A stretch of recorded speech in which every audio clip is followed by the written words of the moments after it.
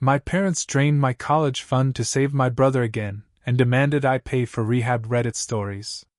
Years of sacrifice were reframed as obligation the moment I built a life of my own. When I finally said no, the family story rewrote itself overnight.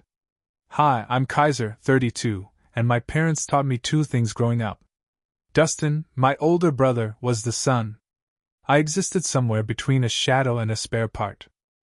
The day they emptied my entire college fund to cover Dustin's 5th DUI and his legal nightmare, my mother actually said, "You should be grateful.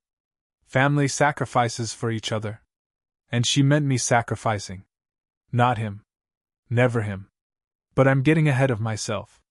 Growing up in my house was like living inside a circus tent, except no one was having fun and the main attraction was a teenage disaster with fists, alcohol, and a talent for detonating any room he walked into. Dustin wasn't misunderstood. He wasn't gifted. He wasn't emotionally complicated. He was a blunt force instrument with a driver's license. By middle school, I'd stopped inviting my parents to anything. Award ceremonies, music performances, open houses. They always had a reason they couldn't make it. The reason's name was Dustin. He punched a hole in a door? They missed my math award. He got suspended? They skipped my parent-teacher conference. He screamed at Angela for not buying him cigarettes? They forgot my birthday until 8 p.m. He demanded. They delivered. I existed. They forgot. The one adult who ever told the truth was my Uncle Wilson, a grease-under-his-fingernails mechanic with a voice like gravel and zero patience for delusion. He'd show up during one of Dustin's tantrums, take one look around, and mutter, "This boy's turning your house into a war zone, and you two are polishing the trophies." My parents always brushed him off. "He's sensitive." Mom would insist. "He's provoked." Dad would growl. "He's spiraling." Wilson would correct. "But keep pretending the fire is cold." I didn't realize until much later that Wilson wasn't just defending me. He was documenting the collapse. Fast forward to senior year. I got accepted into college. First one in the family. They were supposed to be excited. Instead, Dad sighed the way people sigh when they accidentally overcook pasta and said, "About your college fund, it's gone." Just like that. Gone. Spent on Dustin's lawyers. Spent on DUI number 5. Spent on court fees for things they insisted weren't his fault. Spent because they couldn't face the smallest truth. Dustin wasn't unlucky. He was enabled. And I was the funding source. "You'll figure it out," Dad said. "You always do," Mom added. They said it with pride, like I should be honored to lose everything for my brother's parade of self-destruction. That was the night I packed my bags. Wilson saw me leaving. He didn't stop me. Just pressed a few bills into my hand and said, "Go build something they can't spend." And for the first time in my life, I walked toward a future that belonged to me. Leaving home at 18 with 2 bags and $220 from Wilson wasn't brave. It was survival in its most basic form. I found a rented room in a peeling, lopsided house shared by 3 dudes who all looked like they were 2 missed paychecks away from living in their cars. Perfect. I fit right in. The room was barely big enough for a mattress and a crate I used as a nightstand, but it had a door that locked. That alone made it better than the house I grew up in. I got 2 jobs. A gas station cashier. A warehouse loader. Between them, I worked more hours than should be legal for someone still learning how to be a person. Budgeting was a joke in those early months. I'd buy groceries and then remember I'd forgotten to pay the water bill. I'd pay the water bill and then realize the bus pass expired. Everything was a gamble. But slowly, the math stopped beating me. I saved. A little at a time. Enough to apply for community college. Class at night, work at day. Study between shifts while my roommates yelled at video games through paper-thin walls. And somewhere in the slog of exhaustion, humiliation, and cheap ramen, something strange happened. I got good. At school. At work. At navigating life with no safety net. I did the thing Dustin never had to do, learn. Meanwhile, news about my parents came in waves, usually from Wilson, whose updates were always some version of, "Dustin screwed up again and your folks are doing backflips to pretend gravity isn't real." A new arrest. A probation violation. A car accident that somehow wasn't his fault, despite the fact he drove straight into a mailbox. Every time, Angela and Jefferson emptied something, savings, credit cards, retirement accounts, to clean up the mess. And every time, they called wanting something from me. "Come talk to your brother. Show him how you did so well. You should visit more. He needs a role model." What they meant was, "Come fix the thing we broke." But I wasn't a spare part anymore. I was building a life, brick by brick, in the quiet they never allowed me to have. By 22, I transferred to a 4-year university. By 24, I graduated. By 25, I'd paid down half my debt. And somewhere in that stretch of years where I worked myself into someone I could finally respect, I met Ruby. Ruby didn't rescue me, she just refused to let me shrink the way my parents always had. She asked about my day like it mattered. She remembered things I said. She pushed me to apply for jobs I thought were out of my league. She looked at me like I wasn't a backup plan. With her, I built a home. With her, I built a marriage. With her, I built a foundation. But right around then, right when the dust finally settled, my parents resurfaced. And any time they resurfaced, it meant they were drowning again and needed a lifeline. Which brings us to the call. The one that ripped open 10 years of distance like it had never existed. The call came on a Tuesday night while Ruby and I were cleaning up after dinner. Mom's name flashed on my phone like a warning light. She never called just to talk. I answered anyway. "Kaiser," she gasped immediately, like she'd been running. "It's your brother. It's bad this time. It's really bad." I leaned against the counter. "What happened?" "He needs help," she said. "Real help. A treatment center. A good one." Dad's voice appeared in the background, sharp and irritated. "Tell him to stop dragging his feet. We don't have time for this." Mom swallowed hard. "It costs $35,000 for the full program." There it was. The hook. The reason for the sudden warmth in their earlier messages. "You need to pay for it," Dad added. "You're the only one who can." I laughed once, not out of humor but disbelief. "How did you decide that?" I asked. "You have a house," Dad said like that was proof enough. "A wife. A stable job. You're doing well. You owe it to the family." "Oh?" I said. "To who? For what?" Mom tried to soften it. "Kaiser, sweetie, we raised you. We supported you. You're successful because we gave you structure." "Structure?" I nearly dropped the phone. "You drained my college fund to pay for Dustin's DUIs," I said. "What structure are we talking about?" Silence. Then Dad snapped. "Don't you start rewriting history. Your brother could die, Kaiser." And right on cue, my phone started blowing up with Dustin's voicemails. I put them on speaker. First message. "Kaiser, come on, man, just pay it. Mom said you would. I'm trying to get better."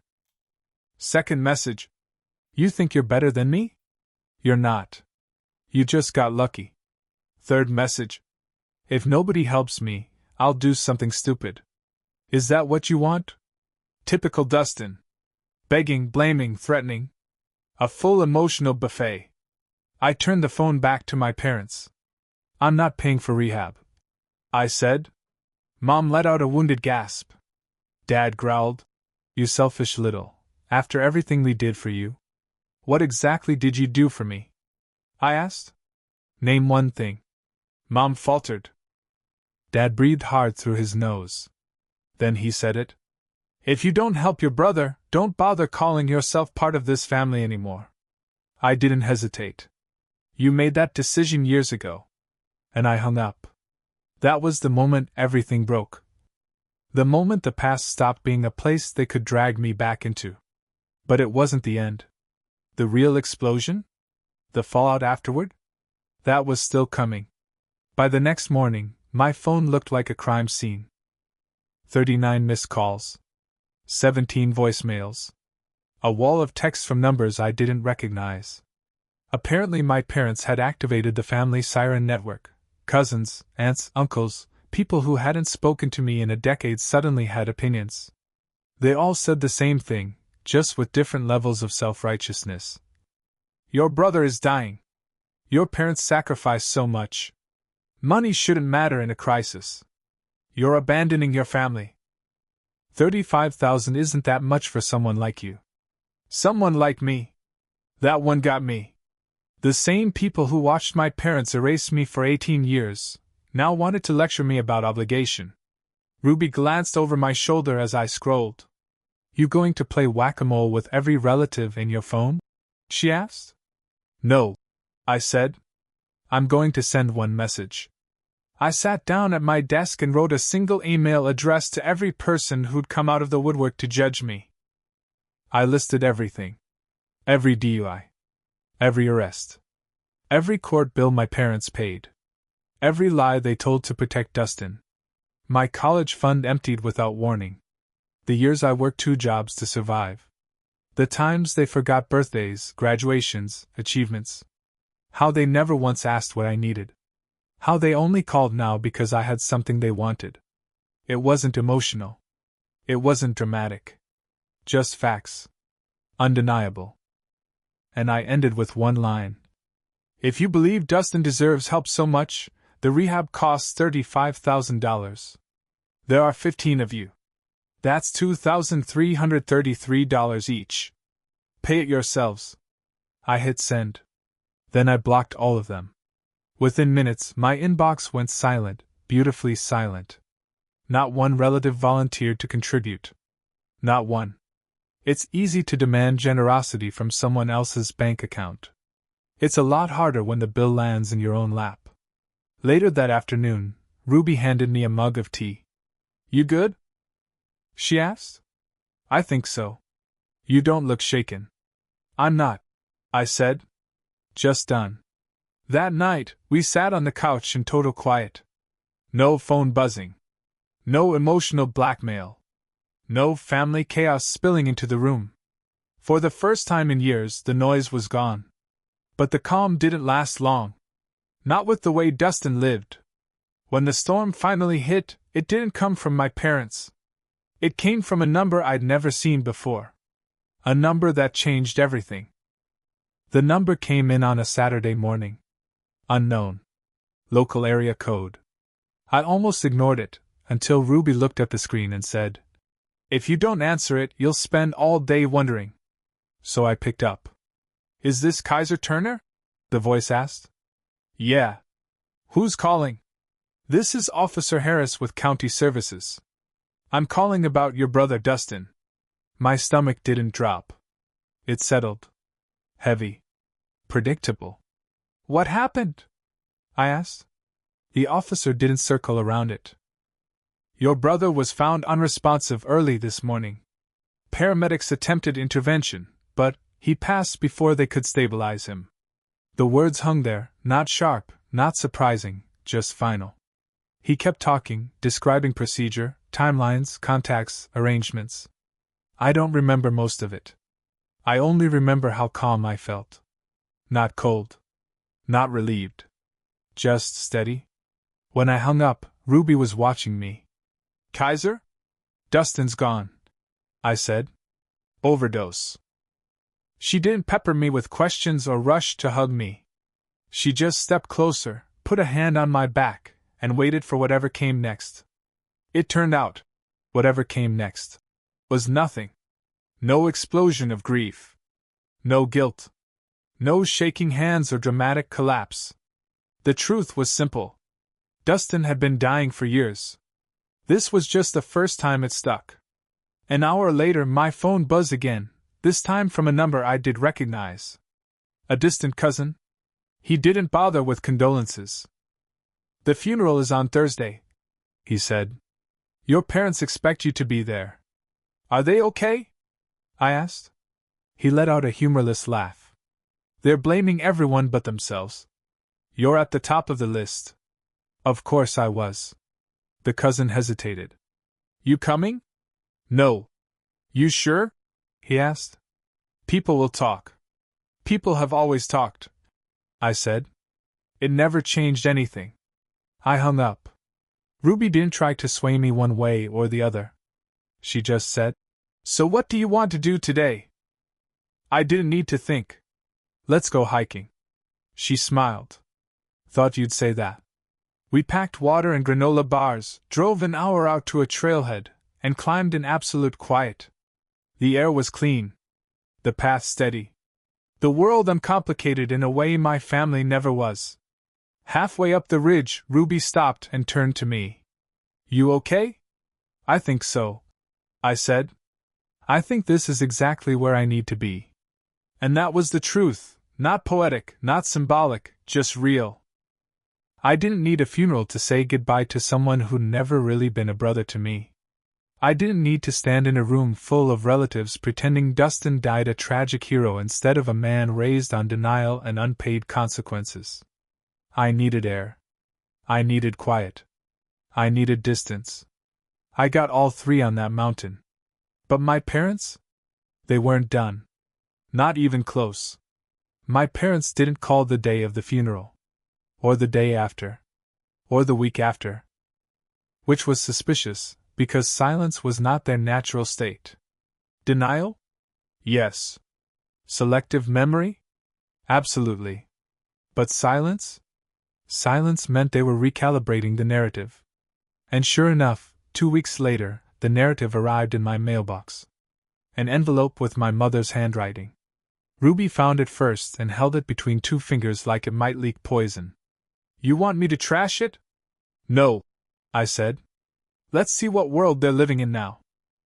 Inside were 4 pages of shaky, uneven script. Not angry. Not accusatory. Worse. Contrite. Kaiser. It began. We failed Dustin. And we failed you. We made choices that hurt both our sons. I sat at the table reading each line slowly, waiting for the pivot, the hint of manipulation, the sting.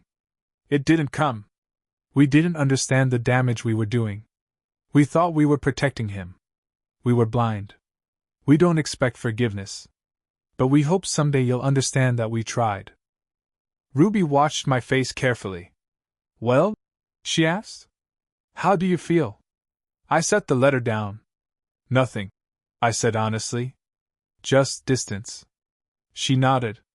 That's normal. People imagine closure as a dramatic release, a heavy weight lifted, a moment of clarity. But the truth is quieter. Closure is when the past stops being a story you're trapped inside and becomes a book on a shelf you don't feel the need to open again. I didn't write back. Not out of anger. Not out of spite. Because there was nothing to respond to. Whatever reckoning my parents had arrived at was theirs. Not mine. Days passed. Life moved. I went to work. Ruby and I cooked dinner. Wilson came by with cheap pizza and told a long story about replacing a starter in the rain.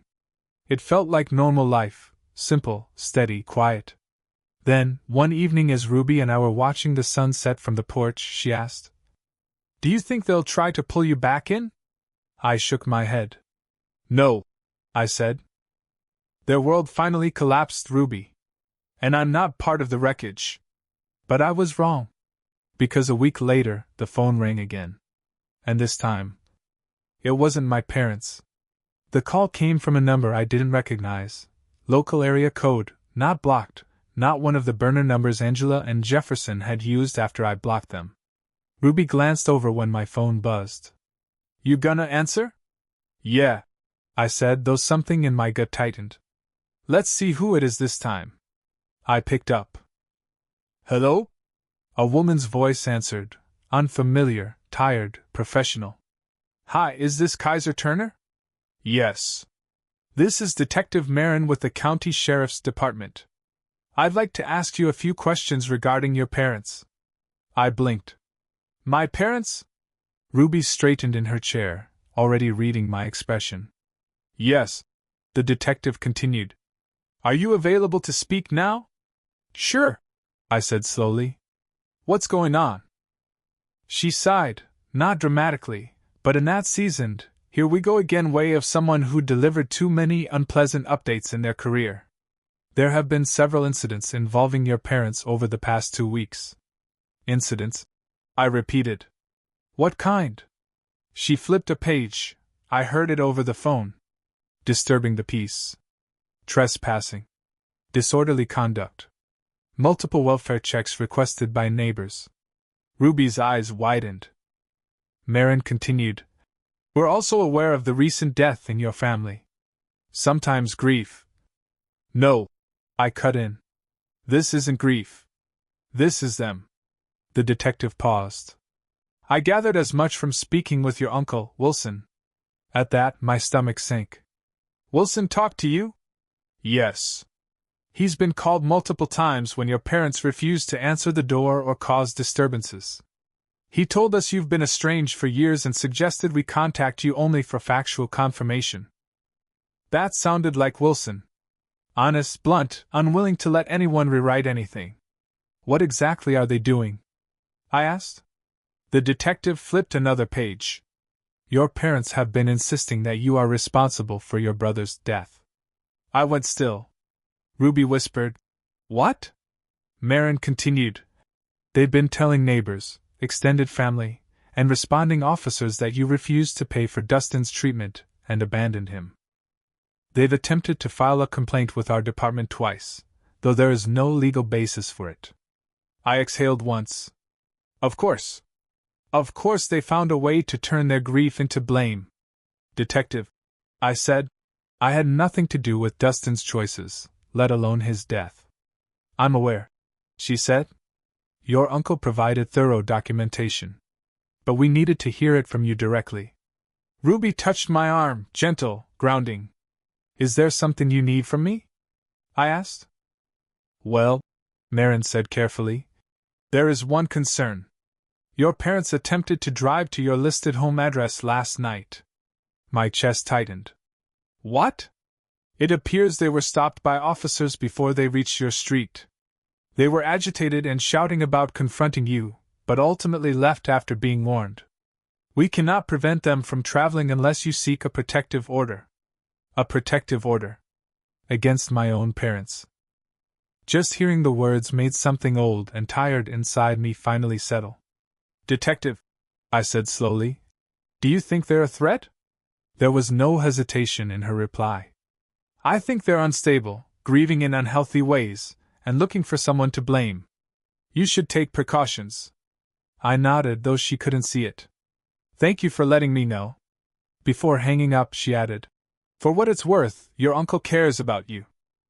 He's been very firm with us that your parents' behavior does not reflect on you. I swallowed hard. Yeah. He's good people. After I hung up, Ruby waited. Well? She asked. I sank into the porch chair. They tried to come here. Ruby went silent. Then, we're getting cameras.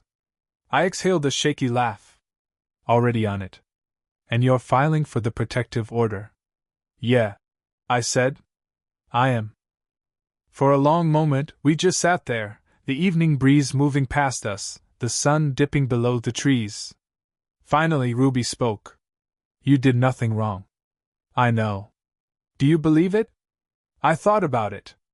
About Dustin's voicemails. About Angela's guilt trips.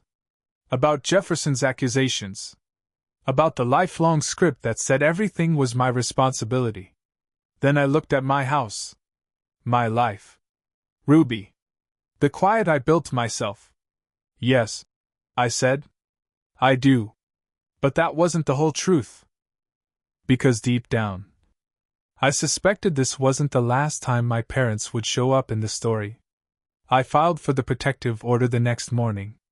It wasn't dramatic. No courtroom showdown. No shouting. Just a tired clerk at a county desk sliding papers toward me and asking me to describe, in as few words as possible, decades of dysfunction and the most recent escalation. I kept it factual. They tried to come to my home. They attempted to blame me for Dustin's death. They've ignored boundaries for years. The clerk didn't react. He'd seen worse, probably. But he stamped the temporary order, handed me a packet, and said, "You'll get a court date in 2 weeks." 2 weeks felt both too far and too close. Ruby rearranged her schedule so she'd be home more often. Wilson came by and installed cameras without me even asking. "You don't wait for trouble to get comfortable," he muttered while drilling in a bracket. "You chase it off while you still can." He'd always had a way of putting things plainly. For a few days it was quiet. Too quiet. The kind of quiet you get right before a storm remembers where you live. The first sign came in the form of a small, wrinkled envelope in our mailbox. No stamp. No address. No handwriting I recognized. Ruby handed it to me like it might explode. Inside was a single sheet of notebook paper. Not even a full page, ripped unevenly along the side. Just one sentence, written in Angela's sharp, narrow script. "You'll regret turning your back on your family." No signature. No explanation. Just that. Ruby's jaw clenched hard. "We're giving that to the detective." "We are," I agreed. And we did. Detective Marin scanned the note, sighed, then tapped the page. "They're escalating. We expected this. But this helps your case." "It's not the case I'm worried about," I said quietly. She gave me a look I recognized, the look of someone who's spoken to too many families drowning in denial. "They're unraveling," she said. "But unraveling people still take swings on the way down." I nodded. That wasn't new information. A few nights later, Ruby shook me awake at 2:17 a.m. "Kaiser," she whispered. "Someone's outside." I shot upright. The security app on her phone was open. The camera feed showed a figure standing at the edge of our driveway. Still. Silent. Not moving toward us, but not leaving either. A streetlight flickered enough for me to recognize the outline. Jefferson. My father. He wasn't yelling. He wasn't banging on the door. He wasn't doing anything that technically broke the temporary order. He was just standing there like a bad memory pulled into the present. Ruby whispered, "Do we call the police?" "Yes." I dialed. My voice stayed calm. Habit. "Hi, this is Kaiser Turner. I have a temporary protective order against my parents. My father is currently outside my home. Dispatch confirmed the address and sent someone. Jefferson didn't move the entire 8 minutes it took for the patrol car to arrive. When the officers pulled up and stepped out, Jefferson finally turned his head toward them. Even through the window, I could see his face, angry, exhausted, hollow in a way I hadn't seen before. One officer approached him. "Sir, you're in violation of a court order." Jefferson didn't argue. Didn't shout. Didn't explain. He just said, "My son killed my other son."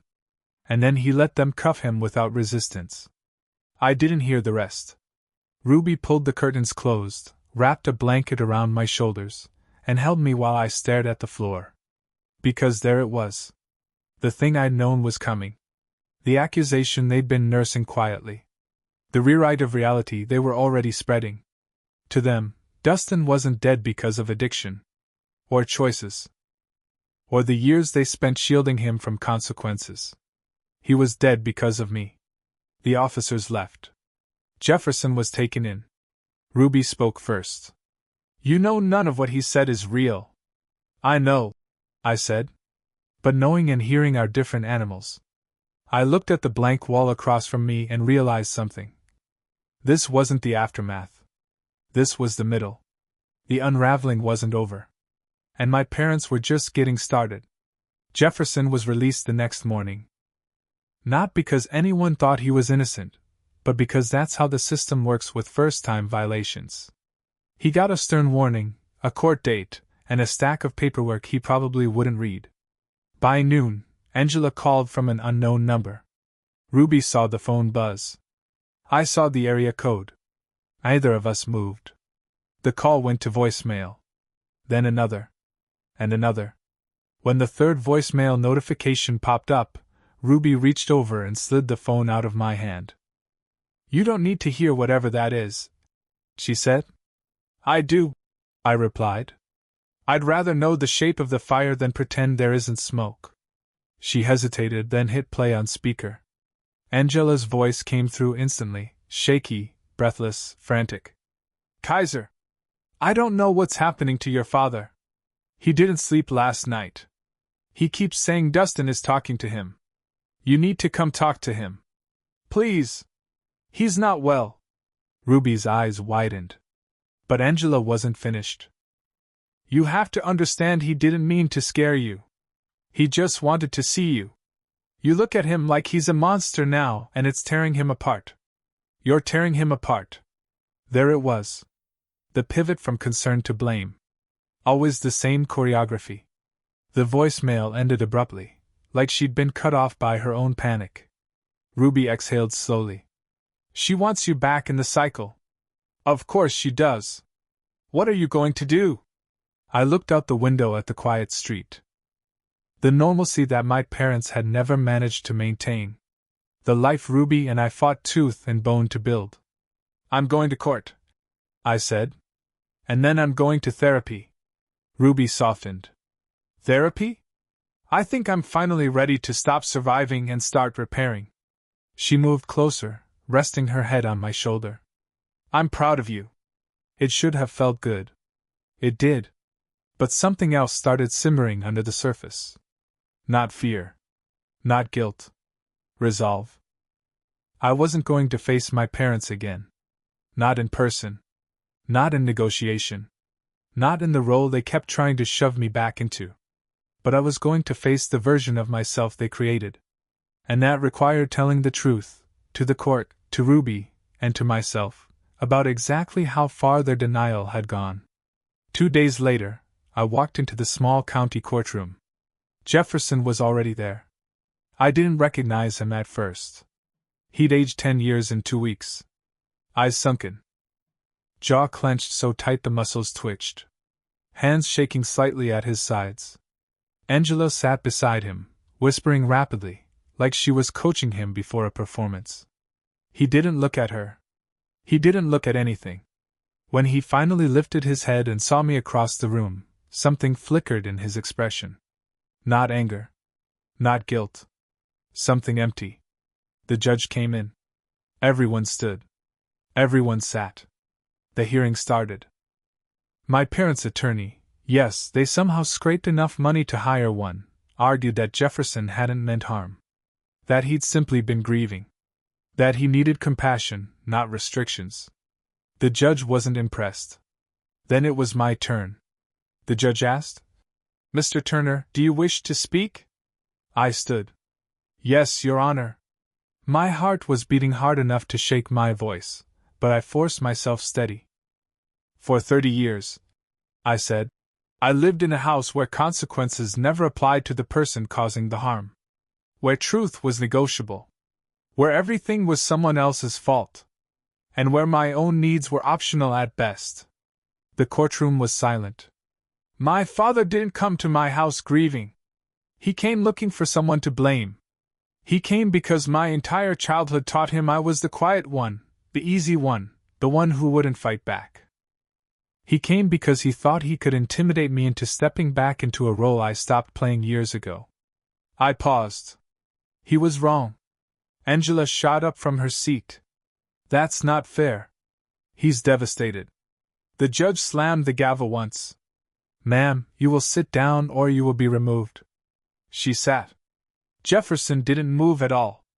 I continued. I'm not asking for punishment. I'm asking for space. Space to grieve a brother I loved in my own way. Space to live my life without being pulled back into the same destructive patterns that destroyed his. Space to break the cycle. The judge nodded slowly. Request granted. Just like that, the restraining order became long-term. Angela gasped. Jefferson didn't react. Court adjourned. I walked out without looking back. Once outside, Ruby squeezed my hand. You okay? I nodded. But the truth was, for the first time in my life, I actually felt free. In the weeks after the hearing, life settled into a strange kind of quiet. Not peace, quiet. Peace is intentional. Quiet is just the absence of something loud. But even that was new for me. Ruby and I went back to our routines. Work. Evening walks. Coffee on the porch when the weather cooperated. I'd wake up some mornings expecting a call, or a knock, or a letter, some new crisis dropping out of the sky the way it always had when I was growing up. But nothing came. No calls. No threats. No guilt-soaked voicemails. My parents were silent, the kind of silent that happens when people finally realize the person they're shouting at isn't listening anymore. It should have felt like a relief. Sometimes it did. Other times it felt like standing on a cliff edge, waiting for the ground to shift beneath me the way it always did. Ruby noticed before I said anything. One night she came out of the shower, hair wrapped in a towel, and found me sitting on the edge of the bed, staring at nothing. She sat beside me. "You're waiting for the other shoe to drop," she said. I didn't deny it. She touched my knee lightly. "You can stop waiting. Shoes don't fall from people you've already walked away from." It was a good line. She had a lot of good lines. I exhaled. "I spent so long bracing for the next disaster, it feels unnatural to not brace." "That's trauma," she said simply. "You lived in survival mode for 30 years. Your brain doesn't know what safety feels like yet." I nodded slowly. "I started therapy next week." She smiled. "I know. I made the appointment." I blinked. "What?" "You weren't going to. So I did." I laughed, not because it was funny, but because it was the most Ruby thing she'd ever done. Therapy was uncomfortable at first. Not because the therapist was harsh, she wasn't, but because she asked questions no one in my family had ever asked. When did you learn your needs didn't matter? When did you realize you were parenting yourself? What did you lose when you stopped expecting love from them? What part of you is still waiting for them to change? Questions like that don't hurt. They bruise. And bruise deep. But I answered anyway. Every session felt like peeling off a layer I didn't know I had. Like learning I'd built my life on habits that weren't mine to begin with. The urge to fix. The urge to disappear. The urge to earn safety. The urge to apologize for existing too loudly. These weren't personality traits. They were survival skills. Skills I didn't need anymore. One day, halfway through a session, the therapist leaned forward. "Kaiser," she said, "you didn't walk away from your family. You walked away from the role they forced on you." I didn't respond immediately. But something in me shifted. Because she was right. I hadn't abandoned them. I abandoned the version of myself who'd learned to shrink so they'd feel bigger. That wasn't me anymore. A few months passed. Then one afternoon, I came home to find a box on the porch. No sender. No label. Just my name. Ruby stood behind me with her arms crossed. "Do we call the bomb squad?" "Let's open it first," I said. She sighed. Men. Inside the box was something I'd almost forgotten. A stack of my childhood school papers. Old report cards. Certificates I'd earned. Art projects I vaguely remembered making. On top was a note, written in shaky handwriting. "Found these while packing. Thought you should have them. Wilson." I sat on the couch and went through each paper slowly. There was a certificate for excellence in reading, 2nd grade. One for math achievement, 5th grade. One I didn't remember at all. Outstanding Citizenship Award. It hit me harder than I expected. Because these were the things I'd brought home proudly once, things my parents had brushed aside or forgotten amid one of Dustin's disasters. But someone had saved them. Not them. Wilson. Ruby sat next to me, looking over my shoulder. "He kept all of this," she whispered. "Yeah," I said quietly. "He did." At the bottom of the box, folded carefully, was a photo. Me at 10 years old, holding a ribbon I'd won at school. Wilson's hand on my shoulder. Both of us smiling. I hadn't seen that picture in years. Ruby exhaled softly. He was the parent you deserved. I swallowed hard. Yeah, I said. He was. That night, as I put the photo on my desk, I realized something. My story didn't end with cutting ties. It didn't end with Dustin. Or the restraining order. Or the funeral I didn't attend. Or the apology letter I didn't respond to. It ended, or rather began, with the people who showed up. The people who stayed. The people who knew me outside of survival mode. Ruby. Wilson. And myself. Because for the first time, I was building a life that wasn't defined by what I ran from, but by what I was running toward. It was almost a year after Dustin's death when the last thread finally tied itself off. I was sitting on the back porch at sunset, the light fading into that soft, warm gold Ruby calls forgiveness hour, when my phone buzzed with a text from a number I didn't recognize. It wasn't Angela. Or Jefferson. Or any cousin trying to resurrect old drama. It was short. Kaiser, Wilson told me everything. If you ever want dinner, my door is open. And Marla. And Marla. The quiet one in the family. The one who'd always watched the chaos from a distance, never loud enough to intervene but never cruel enough to join in. I showed Ruby. She smiled. You don't have to go, she said. But it's nice to be invited for once. I didn't reply to Marla right away. Not because I didn't want the dinner, but because I needed to appreciate the moment first. Someone reached out without asking for anything. No guilt. No demands. No strings disguised as family loyalty. Just an open door. Ruby leaned against me, her hand finding mine. You know, she said softly, if you wanted to start fresh with some people, you could. I know. But you don't know any of them your piece. I know that too. She kissed my shoulder. Good. We watched the sun dip and the porch lights flicker on. The yard was quiet, the kind of quiet that finally felt like peace instead of anticipation. No footsteps in the driveway. No unknown cars slowing near the curb. No vibrating phone with an emergency that was never mine. Just a life Ruby and I built, steady, earned, and real. Later that night, I sat at my desk and looked at the old photo of 10-year-old me with Wilson's hand on my shoulder. I traced the edge of the frame with my thumb and felt something settle in me. Not closure. Not forgiveness. Just certainty. I didn't escape my family. I outgrew the version of myself they needed me to be. That's the real story. The next morning, I texted Aunt Marla back. Dinner sounds good. Thank you. No drama.